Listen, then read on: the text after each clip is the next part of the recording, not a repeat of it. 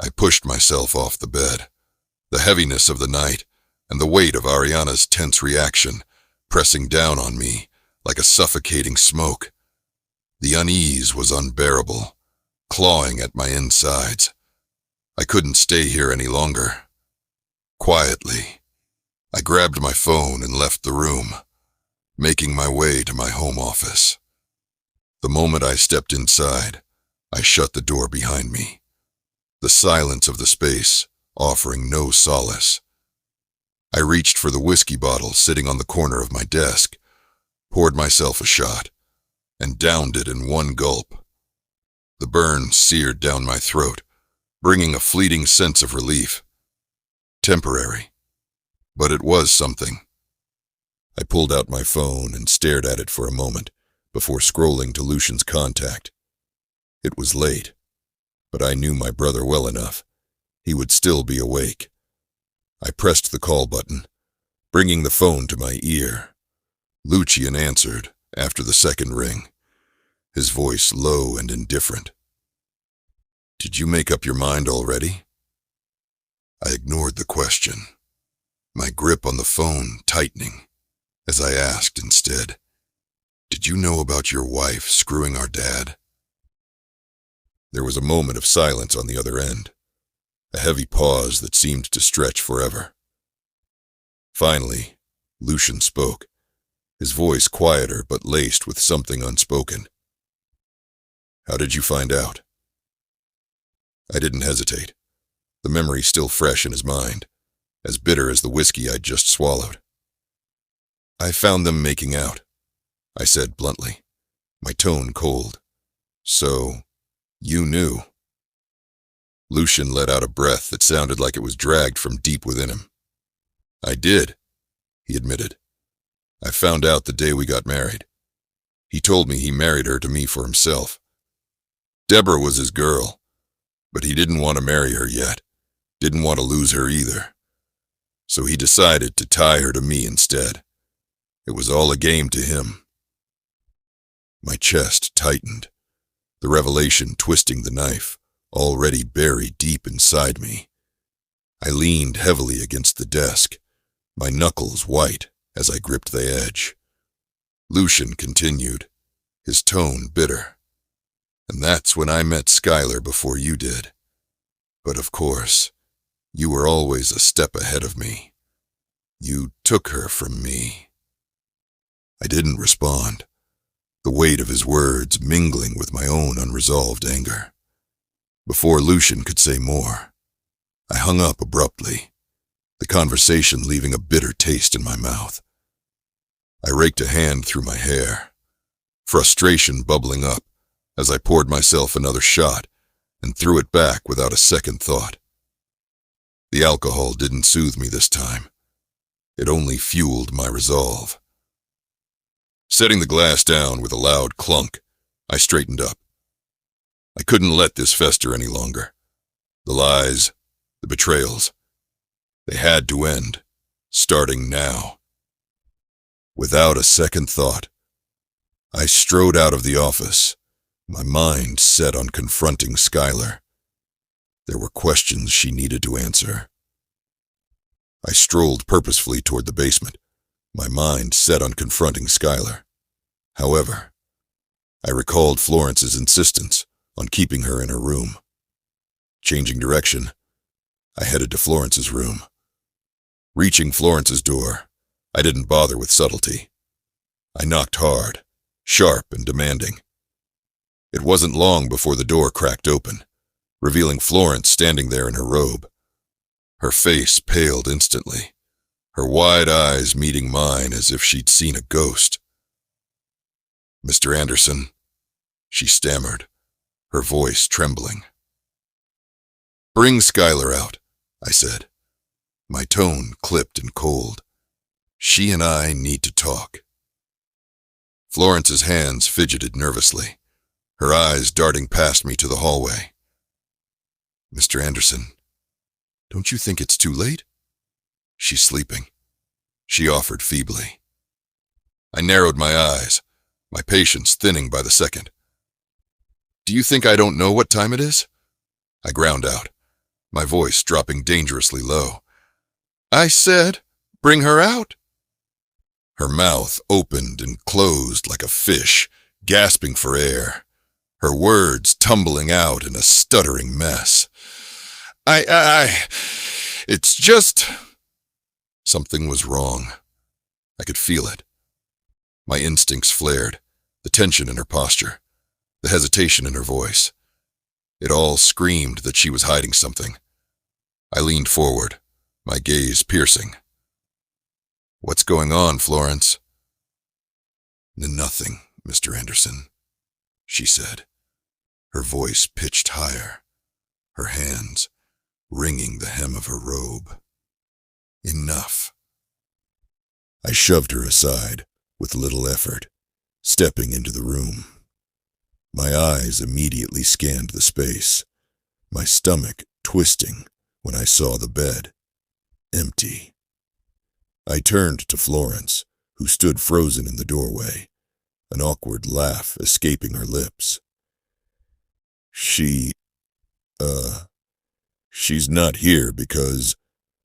She swallowed hard, her voice faltering. "Last time, you weren't happy with her staying here, so I returned her to the basement." "Then you should have told me right away," I snapped, brushing past her. My pulse quickened as I headed for the basement. Each step felt heavier, my mind racing through possibilities.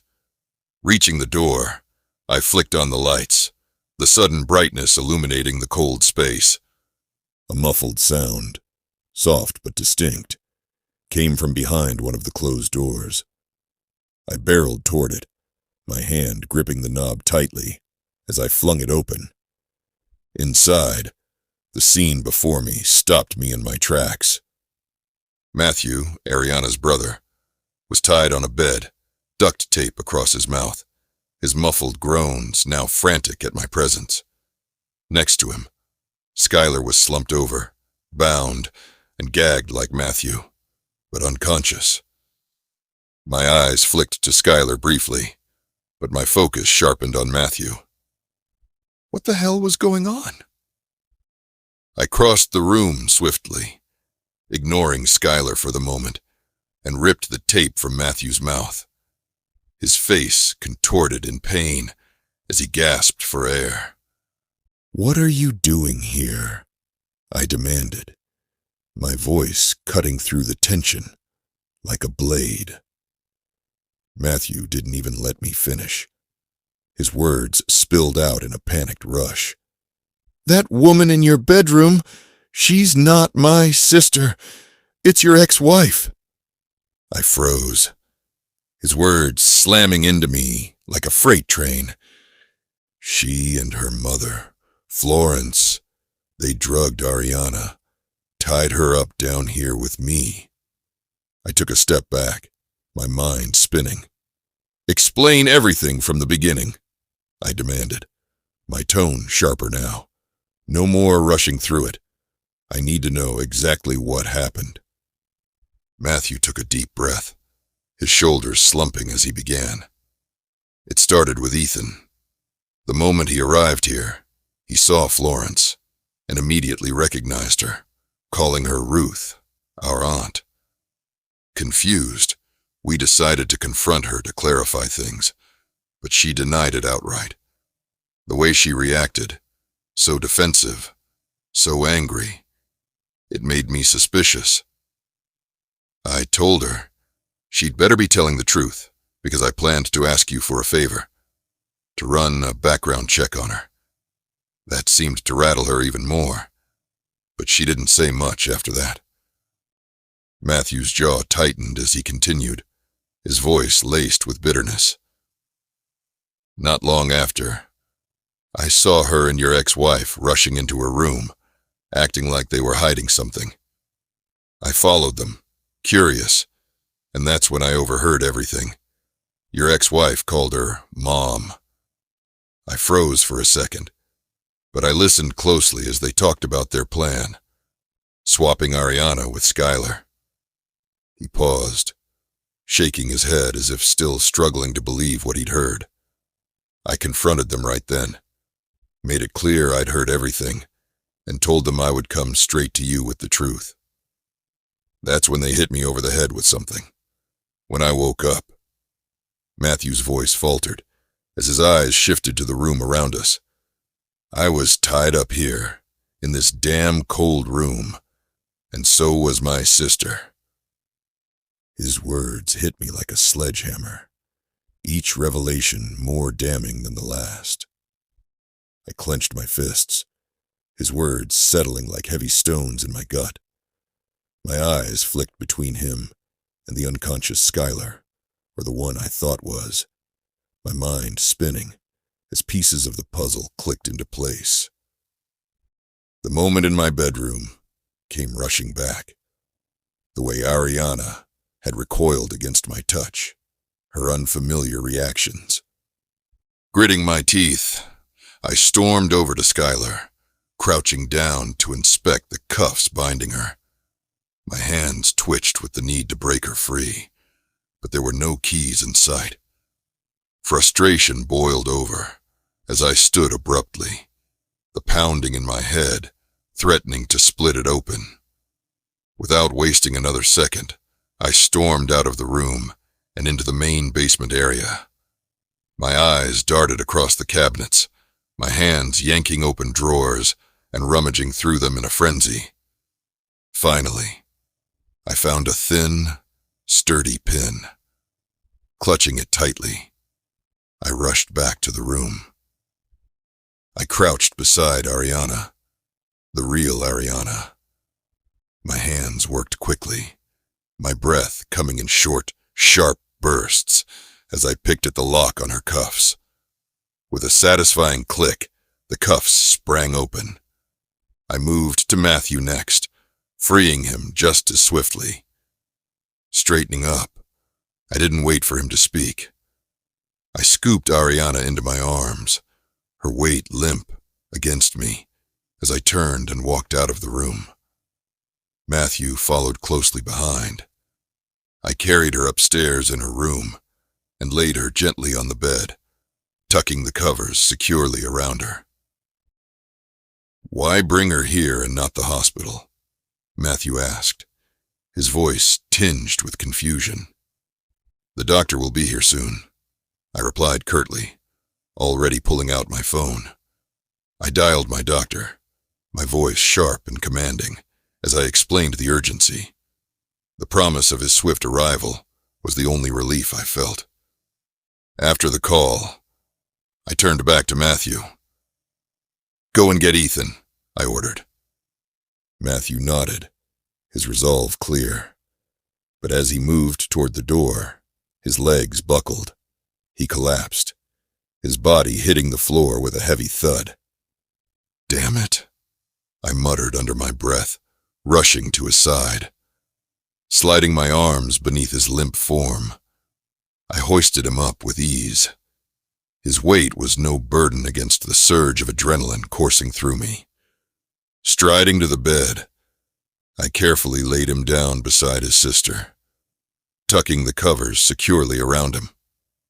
I stepped back, my gaze shifting between the two of them, as a storm of thoughts raced through my mind. But one thing stood out with razor-sharp clarity. The two bitches responsible for this will pay, no matter what it took, even if it meant seeing them locked away behind bars. I grabbed my phone, my fingers tense, as I dialed the number of my men on night duty. It didn't even ring twice before he answered. "Boss?" The urgency in my chest gnawed at me as I barked into the phone. "Don't let anyone out. Keep the perimeter secure, especially the backyard that leads into the woods. Understood?" There was a brief pause before he responded, his voice filled with hesitation. "But boss, your wife and Miss Florence already went out a while ago." I sat in the chair beside Ariana's bed, watching her sleep, her face still pale, her breath shallow but steady. The quiet of the room wrapped around me like a shroud, the soft hum of the mansion's night air only adding to the stillness. I felt the weight of every hour that had passed, the clock ticking relentlessly toward dawn, and yet I couldn't bring myself to move. It was as though time had slowed just for me, granting me a moment of respite to reflect on everything that had happened and the broken pieces of my life that seemed to be multiplying with each passing second. The doctor had come earlier, gave them both some medication, and thankfully, there were no major injuries or anything more serious. Florence. She had always been there for me. I had trusted her with everything. When I had lost my way, when I thought I needed guidance, she was the one I leaned on. She had become like a mother to me. But now, sitting here, with everything out in the open, I could see her for what she really was, a manipulative liar who had taken advantage of my trust. I had never questioned her, never once suspected that she could be part of the deceit that ran so deep in my life. It felt like a betrayal in a way I couldn't describe, one that twisted my heart with bitterness. I closed my eyes, running a hand through my hair as my thoughts spiraled. Was this the life I was destined for? Constant betrayals, disappointments, and the ever-present reminder that no one was really mine. I had built this empire, this life, but what good was it if it was full of people who only used me or betrayed me when I turned my back? The people I had called family. I clenched my fists at the thought, my gaze narrowing. I leaned back in the chair, my hands rubbing at my face, trying to push the thoughts away. I glanced at Ariana again, my heart aching with a mix of guilt and something deeper. I had promised to protect her, to keep her safe, and here she was, lying vulnerable in front of me. I had failed in the most basic way, but there was still time to make things right. I had to tell her and her brothers the truth about their father's death. As much as it hurt me, as much as it tore at my soul to speak those words, they needed to know. It wasn't right to keep them in the dark, but I also knew the moment I did, there would be no turning back. Rejection, anger, pain. I would face it all. I stood up, pacing the room, as the first rays of dawn filtered through the curtains. It wasn't just about telling them the truth. It was about dealing with what came after, the aftermath of everything, of losing her. I slowly sank back into the chair, the weight of the moment pressing on me, with a force I could barely describe. I couldn't stay away from her, even if I knew it might be the last time I would have the chance to look at her peaceful, sleeping face, the soft rise and fall of her chest, the delicate curve of her lips. My heart ached in a way that was so deep. It felt as if something inside of me was being torn apart, bit by bit. The sun streamed fully through the curtains. As if it was the signal, Ariana's body jerked awake, a sharp gasp escaping her lips. Her eyes shot open, wide with panic, and she bolted upright in bed with a strangled no. The sudden movement startled Matthew too, his worried expression turning to one of alarm as he reached out for her. I immediately stood and moved toward the bed, reaching out for Ariana's trembling hand. "I'm here," I said softly, my voice rough with emotion, not knowing if the words could offer any comfort. Ariana's eyes flickered to me, filled with confusion, fear, and a hint of tears threatening to spill. She didn't say anything at first, but her gaze softened when she saw me there, so close. She turned to her brother, who was kneeling beside her, his face full of concern. Are you okay, Ari? He asked, in a voice that was thick with emotion. Ariana gave a shaky nod, forcing a small smile. I'm fine, Matt. What about you? Are you okay?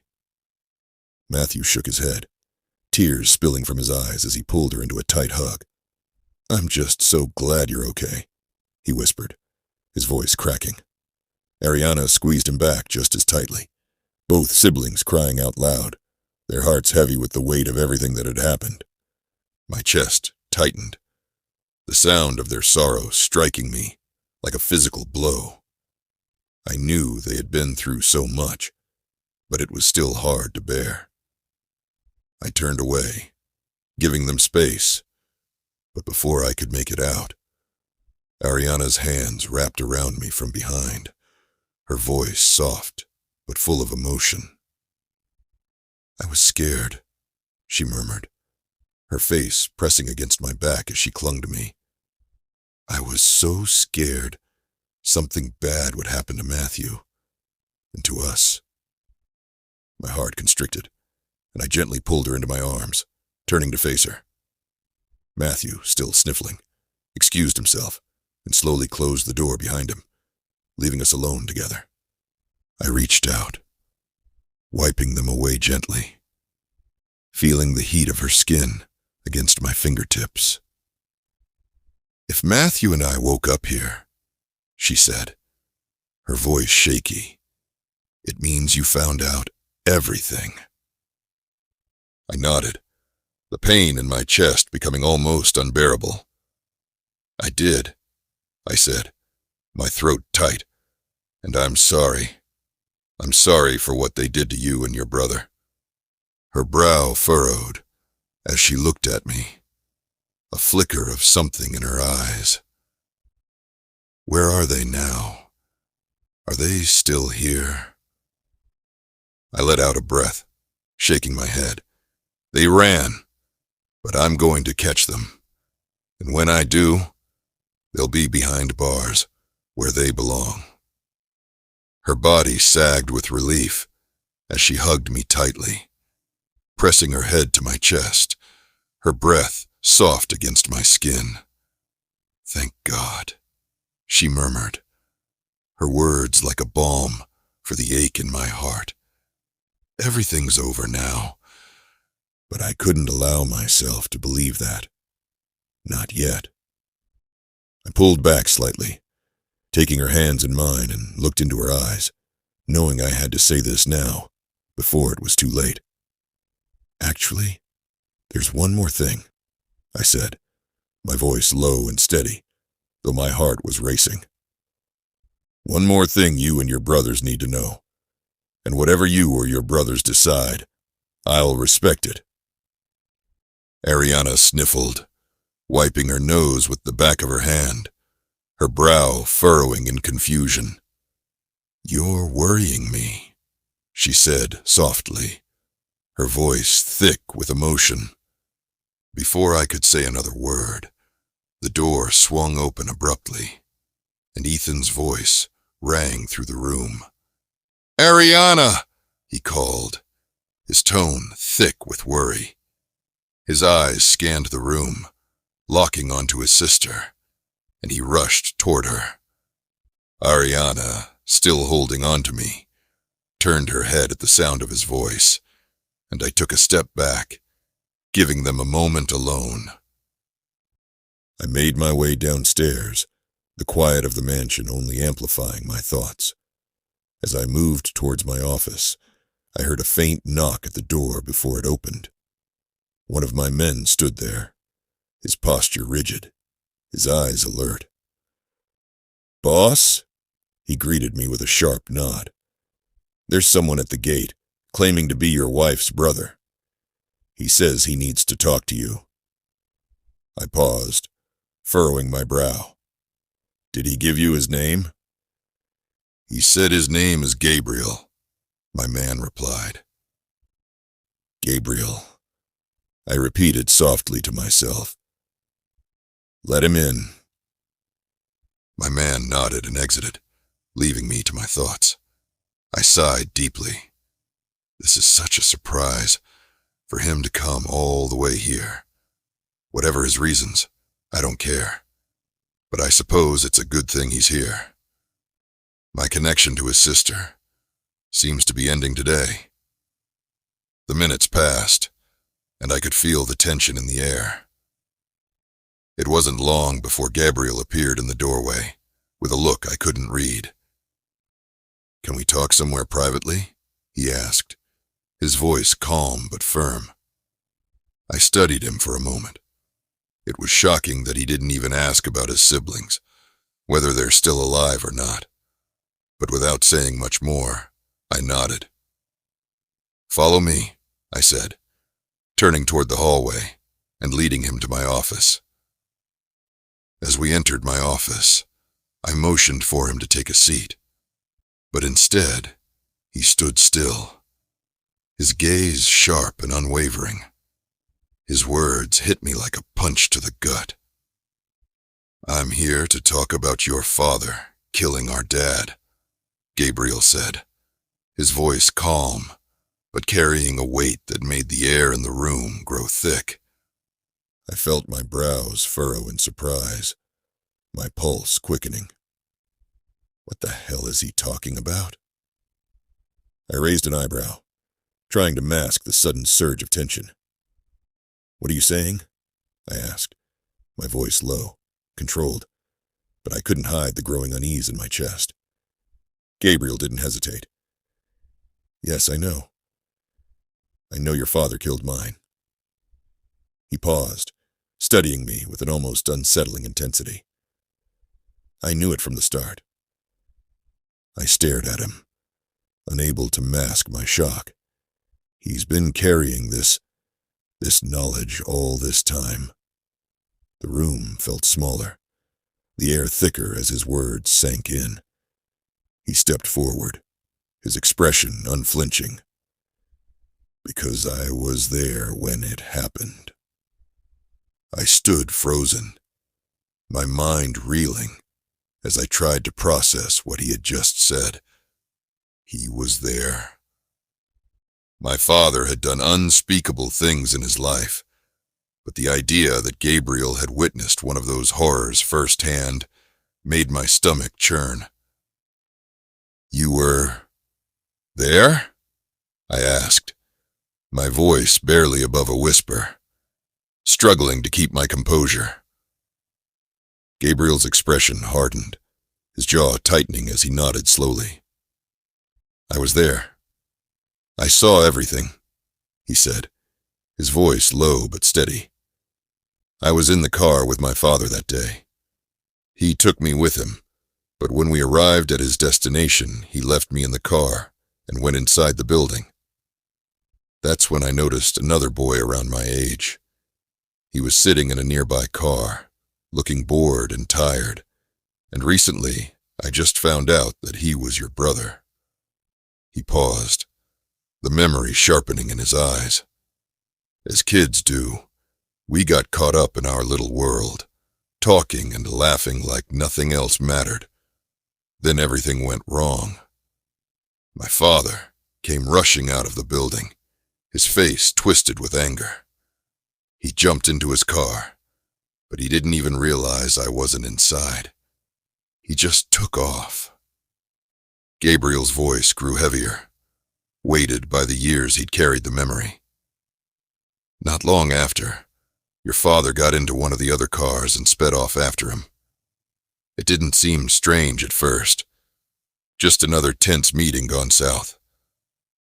But then came the news. My father had been in an accident. At least, that's what everyone called it." He let out a bitter laugh, shaking his head. "But it wasn't an accident. He was poisoned first. Something slow-acting, so it wouldn't kill him right away. And then, when his car was forced off the road, he didn't stand a chance. Your father made sure of it." I felt a tremor in my hand, and I clenched it into a fist to steady myself. "Why didn't you say anything before now?" I asked, my voice harsher than I intended. I needed answers, but I also needed to understand why he'd waited so long to confront me.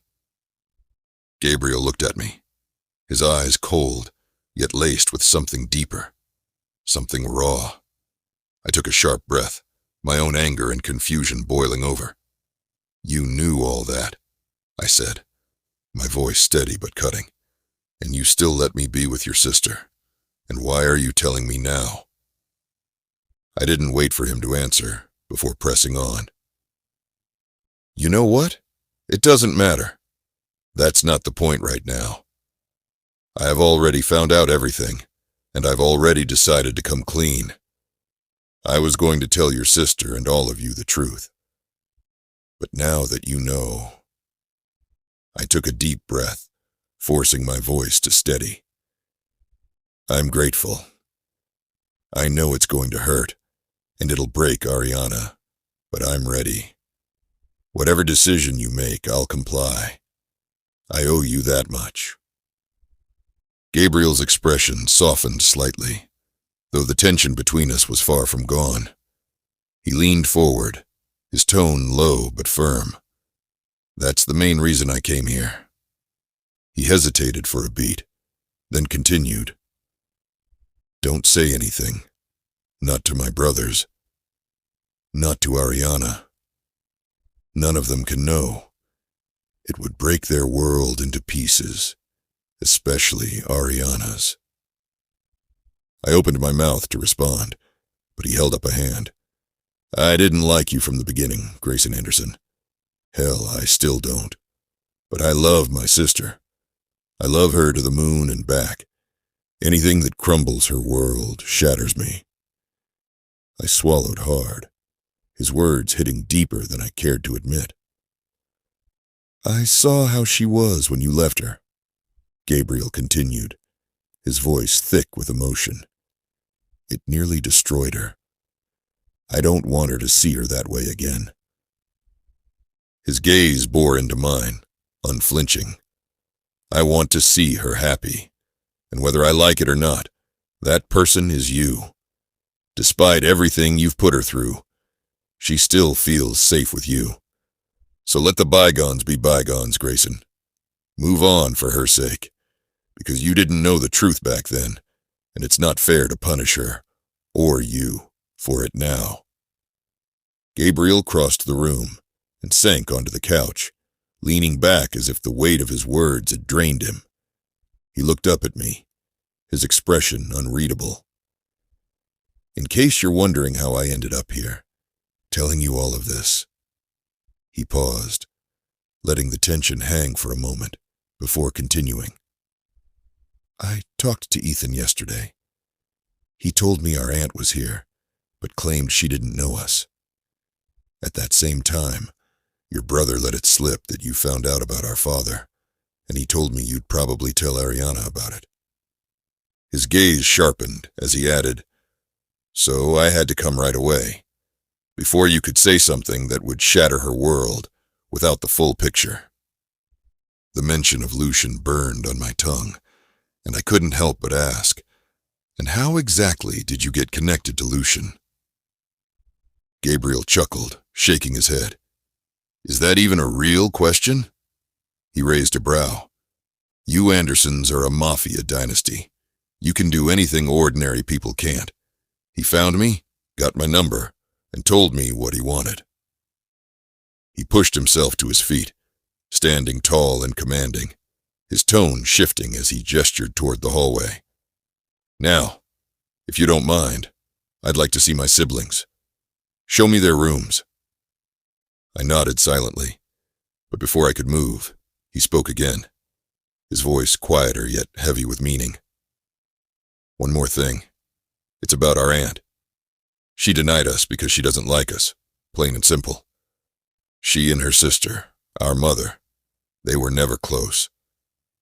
I don't know what happened between them, but I do know it left a wound too deep to heal. She won't ever accept us." He sighed, rubbing a hand over his face, as if bracing himself for the next revelation. "If Ariana asks you to look for our mother, don't bother. Don't even let her hope. Just tell her the truth.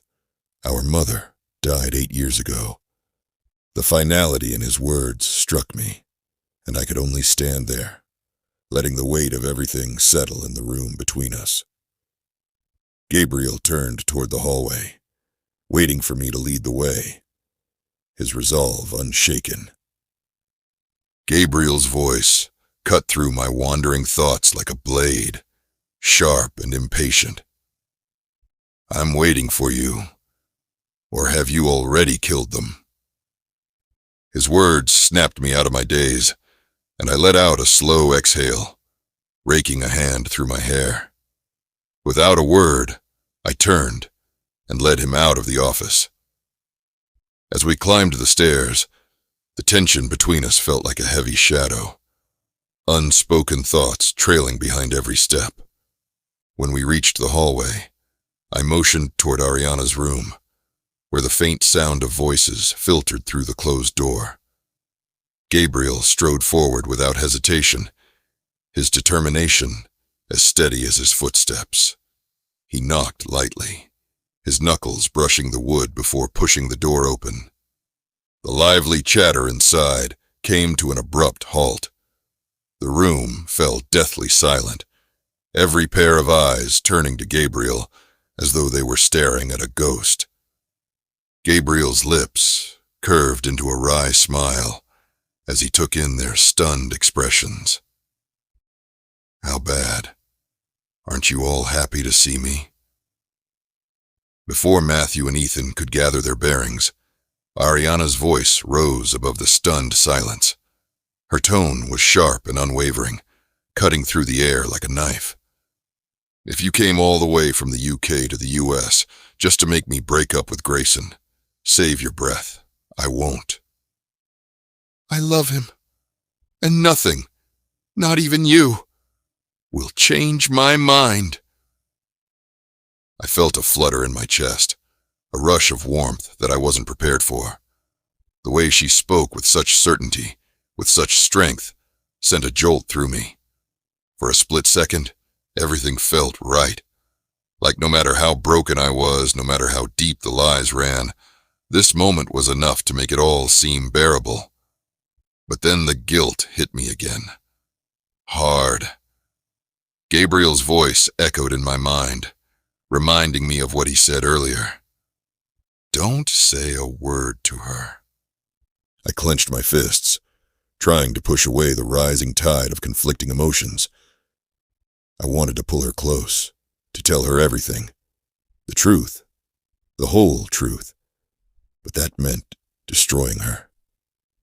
She'd never look at me the same again, and the thought of losing her, of seeing that look in her eyes, the one that said she could never want to see me ever again, that was the real killer.